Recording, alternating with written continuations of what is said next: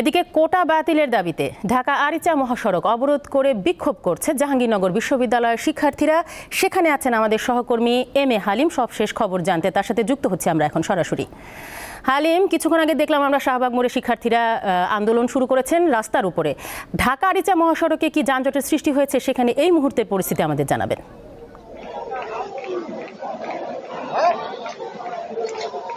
এই মুহূর্তে ঢাকা আরিচা মহাসড়কে কিন্তু দুইটি লেন যে রয়েছে, তো কয়েক কিলোমিটার যানজটের সৃষ্টি হয়েছে এবং আমরা দেখতে পেয়েছি অনেকে কিন্তু সেই যানজটে পড়ে কিন্তু ভোগান্তির সৃষ্টি হয়েছে।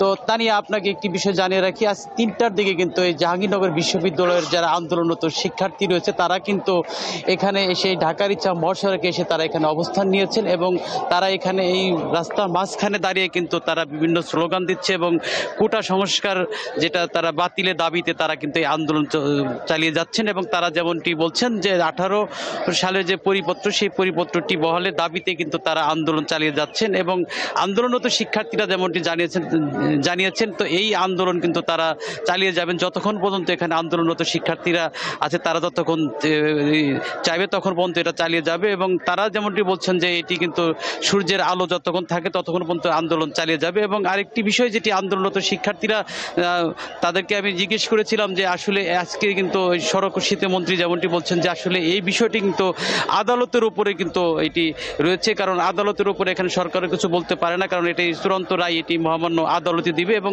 সেই বিষয়টি কিন্তু আমরা বলেছিলাম এবং তারা যেমনটি বলছেন তাদের এক দফা দাবি, সেটি হচ্ছে তারা এই বিষয়ে একটি জাতীয় সংসদে একটি বিল তুলে যাতে এই 18 সালের পরিপত্র, সেই পরিপত্রটি বহাল হয়। তো সেই বিষয়টি নিয়ে তারা এখানে আন্দোলন চালিয়ে যাচ্ছেন এবং আমরা দেখতে পেয়েছি যারা কোটা বিরোধী আন্দোলন রয়েছে তারা কিন্তু এই প্রখর রোদের মধ্যেও কিন্তু তারা এখানে কিন্তু তারা এই আন্দোলন চালিয়ে যাচ্ছেন। এবং আপনি এখন দেখতে পাচ্ছেন এই ঢাকা আরিচা মহাসড়কের একটি লেন, সেই লেনে কিন্তু এখানে আন্দোলনরত শিক্ষার্থীরা তারা কিন্তু এখানে বসে পড়েছে এবং আরেকটি লেনও তারা কিন্তু এখানে সড়কের মধ্যে যেটি